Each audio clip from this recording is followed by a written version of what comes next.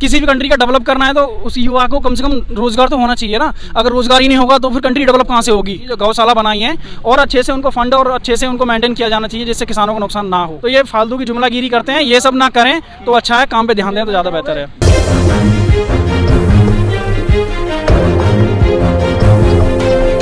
हमने कोविड काल में देखा कि कहीं ना कहीं जब लोग सड़क पर ऑक्सीजन के लिए, तमाम दवाइयों के लिए परेशान थे, लोग पलायन पे मजबूर थे, उस समय कहीं ना कहीं सरकार की बड़ी बेरुखी रही, सरकार ने कोई मदद नहीं की। आप इसे किस प्रकार? हाँ, मैं वही कह रहा हूँ कि जिस समय नॉर्थ कोरिया ने वायरस की प्रॉब्लम थी उसने एक दिन भी लॉकडाउन नहीं किया और अपने यहाँ लोगों को जागरूक करके बड़े अच्छे तरीके से उन लोगों ने बड़ा अच्छे से मेंटेन किया और जागरूक फैलाया कि भैया कैसे कैसे रहना है।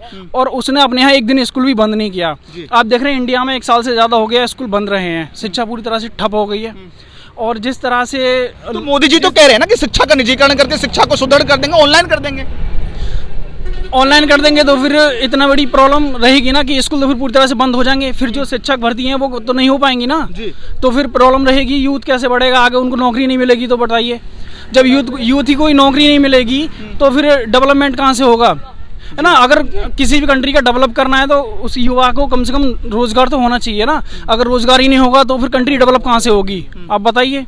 अच्छा, मैं आपसे अंतिम क्वेश्चन पूछना चाहूंगा। जिस तरह से बड़ी बेबाकी से आप लगातार सभी प्रश्नों के जवाब दे रहे हैं और कहीं ना कहीं इस क्षेत्र की समस्या मैंने खुद देखा कि सड़क पक्की नहीं है, जगह जगह कहीं ना कहीं जो कचरा है वो फैला हुआ है। लगातार जिस तरह से सरकार बड़े बड़े वादे करती है, तमाम चीज़ों पर कहीं ना कहीं डेवलपमेंट के नाम पर, तमाम साफ सफाई के नाम पर करोड़ों अरबों रुपए के प्रोजेक्ट बना दिए जाते हैं, लेकिन सब कुछ कहीं ना कहीं इस क्षेत्र में धरा का धरा रह रहा है। लेकिन आपसे मैं समझना चाहूँगा, जिस तरह से मोदी जी लगातार करें, मंचों से कह रहे हैं, उन्नाव में कहते हैं कि जो गाय होती हैं, जो पशु होते हैं, उनके मल से भी मैं रोजगार लोगों के लिए उत्पन्न कर दूंगा, उनकी कमाई का जरिया बना दूंगा। आप इस प्रतिक्रिया आप किस प्रकार देखते हैं? हाँ, वो ठीक है, मोदी जी कह रहे हैं और उनके मंत्री भी कहते हैं कि तालाब बना के उसमें वो छोड़ देंगे बतख और उससे ऑक्सीजन, आपने सुना होगा, वो ऑक्सीजन पैदा होगी।